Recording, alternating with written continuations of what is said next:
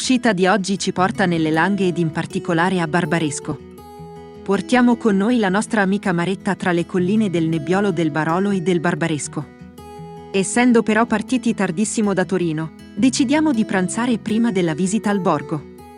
Deviamo per Mango, dove di solito ci fermiamo all'agriturismo brusalino, scoperto qualche anno fa per caso e che visitiamo spesso anche per goderci lo spettacolo delle vigne dall'altura dove è posizionato.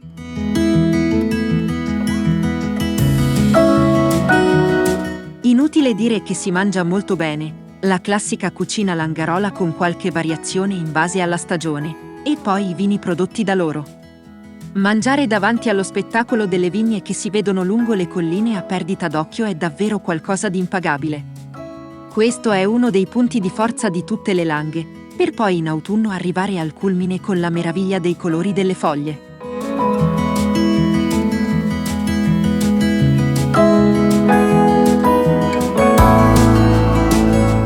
Con l'arrivo di Ivano e delle sue bottiglie di grappa e liquori alle erbe, concludiamo il pranzo e socializziamo con un gruppo di simpatiche ragazze che si godono qualche giorno di vacanza nelle Langhe. La direzione ora è Barbaresco, che è raggiungibile in una decina di minuti di macchina. Superata Neive, altra perla delle Langhe, imbocchiamo la deviazione per Barbaresco. Un po' di curve e ci ritroviamo all'interno del borgo pronti a fare 4 passi. Già dall'auto si vede che purtroppo è chiusa la chiesetta che ospita l'Enoteca regionale del Barbaresco, ma le cose da vedere nel piccolo comune sono comunque tante.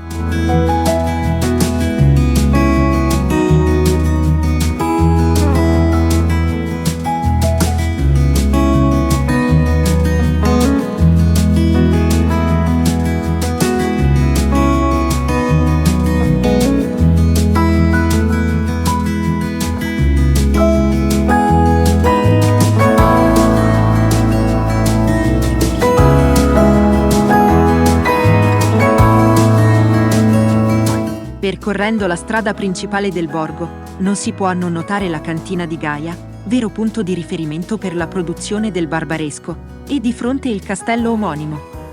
La camminata prosegue superando la chiesa di San Giovanni Battista, dietro la quale già si staglia l'imponente torre medioevale. La visita è d'obbligo se si vuole avere una vista a 360 gradi su tutta Barbaresco e le sue colline.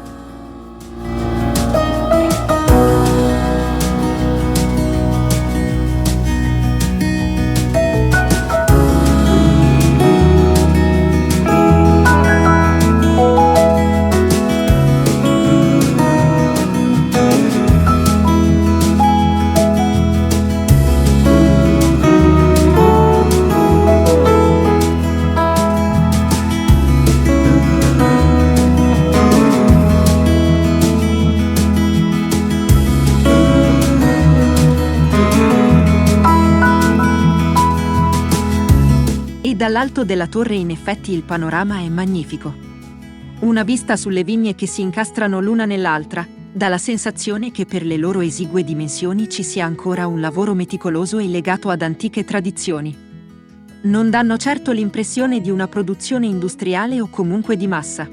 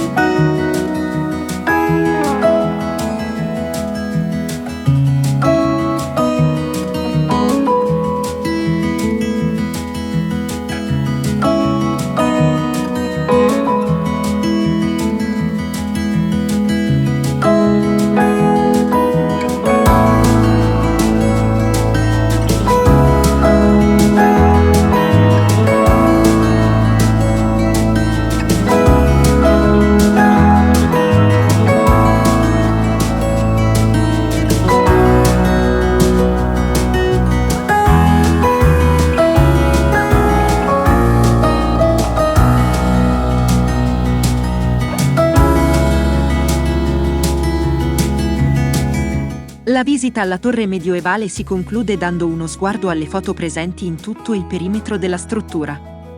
Foto che riprendono momenti significativi o suggestivi del lavoro svolto in vigna o in cantina. Uno spaccato di un mondo che fortunatamente in questi luoghi è ancora vivo.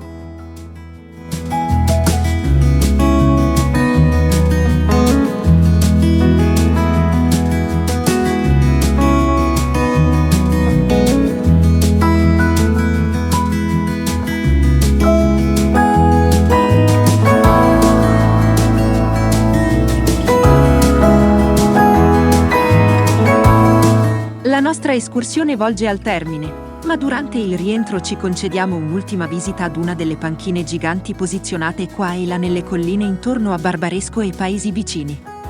Un'ultima ripresa con la nostra amica Maretta e poi via verso Torino. Se il video ti è piaciuto, iscriviti al canale. Un commento ed un mi piace sarebbero graditi.